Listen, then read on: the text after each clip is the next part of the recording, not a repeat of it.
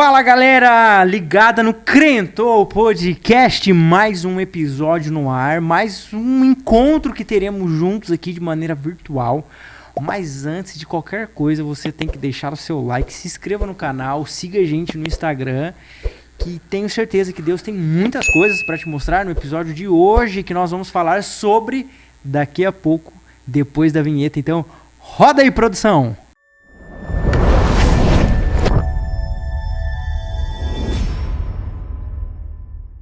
Fala galera, beleza? Mais um episódio da nossa série Descrentes e hoje nós iremos falar sobre algo que é presente, cotidiano, que é a família e como as pessoas estão desacreditadas da família.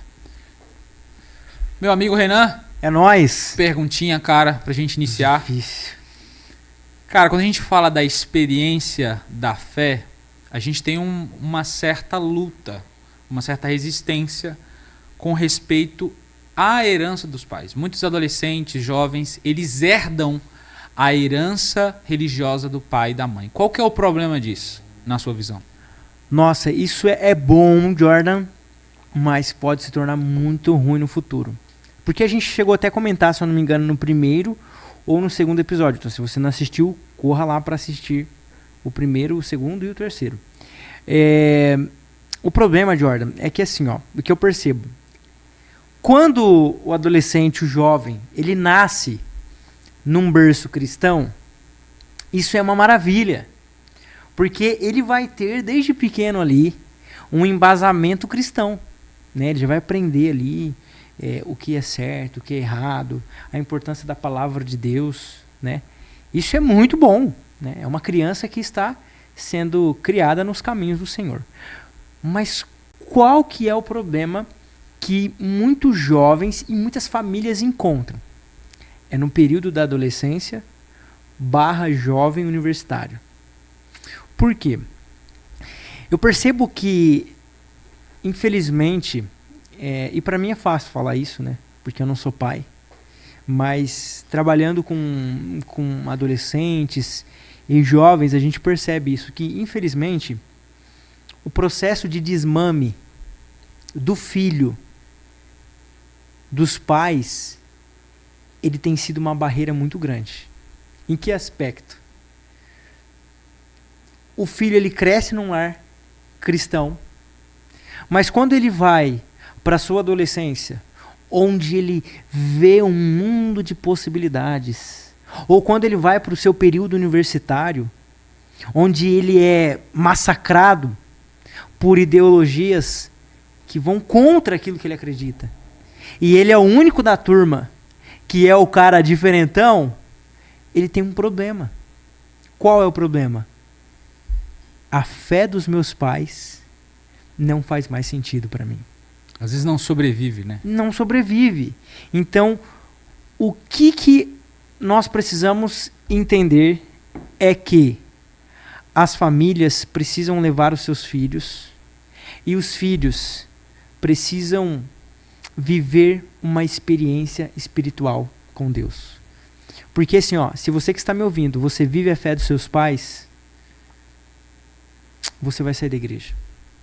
Isso é interessante porque quando a gente fala viver a fé dos pais, é a tradição do pai e da mãe. Não estou dizendo aqui, só reforçando, não estou dizendo que pegar essa frase fora do contexto. Exato. Não é para mim viver a fé dos pais. Entenda, vou reforçar o que eu disse aqui. Não é errado você viver a fé dos seus pais.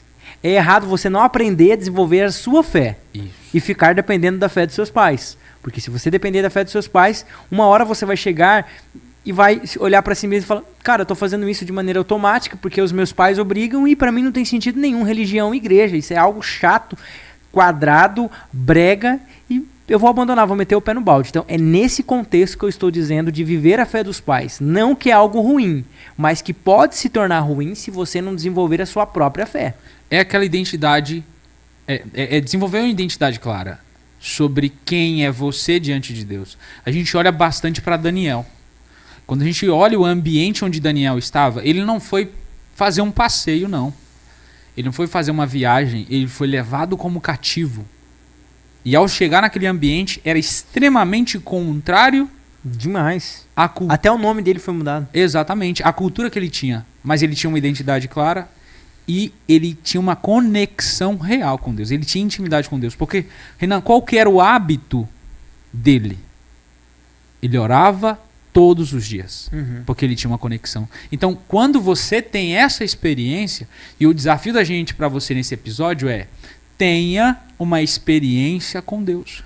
Porque no tempo onde você estar em Babilônia, porque Babilônia significa confusão. E quando você vai para você sai do seu ambiente, né, familiar, você vai para uma faculdade, você vai para uma Babilônia, brother. É tanta ideologia, tanto viés de pensamento. Se você não tiver uma identidade clara, se você não tiver uma experiência com Deus, a sua fé não vai sobreviver. E é interessante que a gente deveria olhar para os outros e tipo assim, cara, eu sou diferente, que massa, né? Tipo, é todo mundo igual. Exato. E eu sou diferente. Mas é o contrário, hoje em dia a gente se preocupa em ser o diferente. Sendo que Jesus veio para a Terra e foi o diferente. É aquela ideia, a gente tem que procurar ser diferente dos iguais. Agora, Jordan, isso que você falou é muito real. A gente tem que procurar ser diferente daquilo que é igual, né? Agora, uma coisa que eu percebo, Jordan, que faz o jovem desenvolver a sua própria fé, o seu próprio encontro, a sua própria experiência real com Cristo, é uma coisa: missão.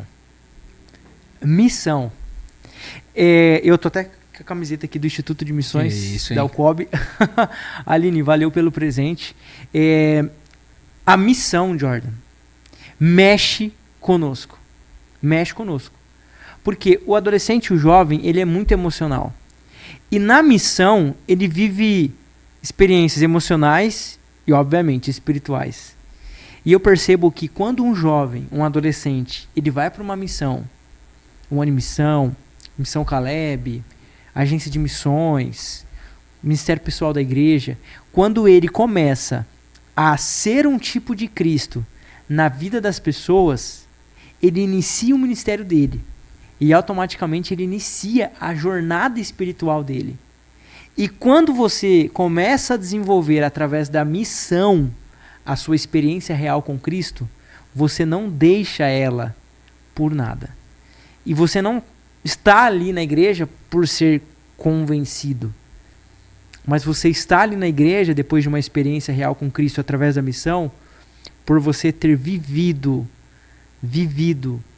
uma conversão através da missão. Então isso é muito importante nós frisarmos, que o jovem que nasce em uma família onde ele é criado num berço adventista ou cristão, enfim, ele precisa também viver o processo de conversão. Como? Olha, eu já vivi isso e já vi jovens vivendo. É a missão. A missão faz ele se sentir um Cristo para outras pessoas. E é um negócio que é até científico, né? Porque quando nós fazemos o bem, por exemplo, a gente faz a parte da missão, a gente libera ali a dopamina, que é o hormônio do prazer, né? É o hormônio comparado a quando uma mulher, ela tem um bebê e ela vê o bebê pela primeira vez. Então, assim, a missão, ela faz o jovem viver uma experiência com Cristo, do qual, através dessa experiência, um desenvolvimento da sua fé, e através do desenvolvimento da sua fé, raízes para não abandonar a igreja e não ser um descrente. Show, cara, perfeito. Esse é um bom caminho. Renan, agora, quando a gente fala sobre o lar no desenvolvimento da fé, a gente percebe que existe uma coisa chamada hipocrisia, que a gente percebe que atrapalha muito a caminhada. Qual conselho você daria? Porque tem muitos jovens que ele nasceu num lar cristão, o pai é uma coisa na igreja, mas dentro de casa, no trabalho, é outra. Olha, é muito difícil isso, Jordan. É complicado, né? Porque um jovem, ele tá vivendo ali a pior fase, a melhor e a pior fase, né? A melhor fase por ser jovem, por ser adolescente, descobrindo as coisas. Mas a pior fase no aspecto de que você começa a entender as coisas. E que você começa a entender o que é hipocrisia. Você começa a criar as suas ideologias e até o seu ranço, vamos dizer assim, o seu ódio, né? Nossa, aquela pessoa faz tal coisa e tá lá na igreja. Eu vou repetir o que nós falamos lá nos outros episódios. Perfeito. Gente, se você odeia hipocrisia, você também é um hipócrita. Então todos nós somos hipócritas, porque hipocrisia tem a ver com pecado. É claro que a gente luta para não ser, mas às vezes você vai ser.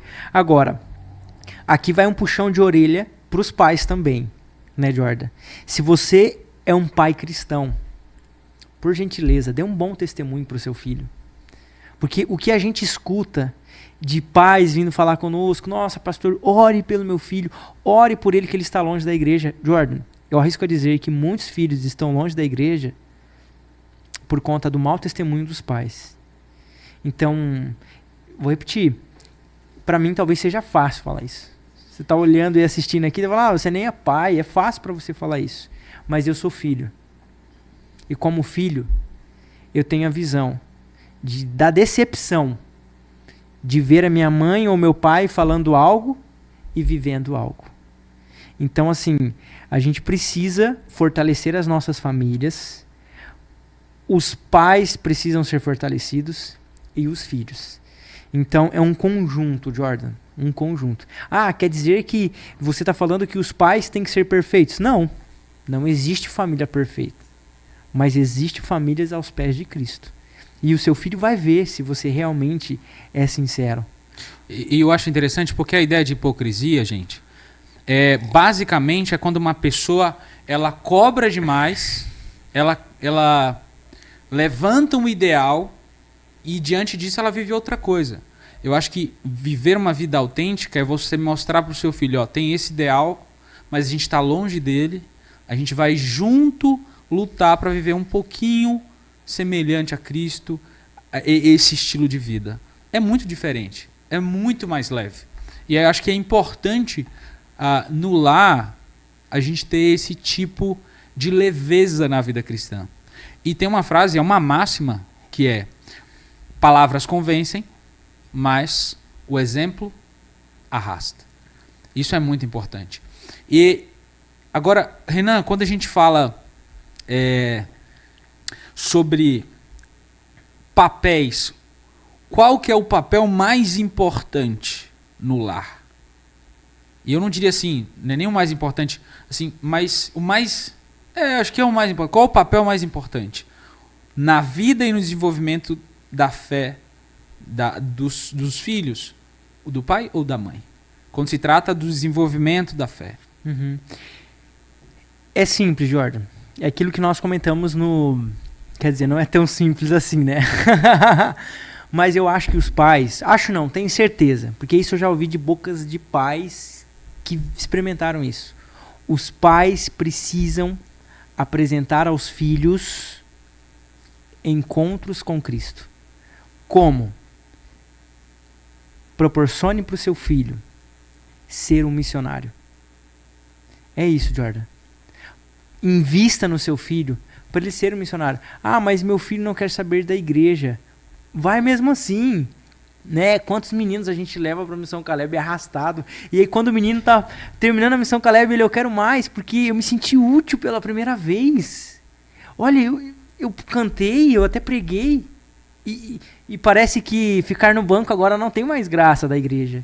Então, pais, proporcione na vida de seus filhos, né, uma experiência espiritual para eles. Invista.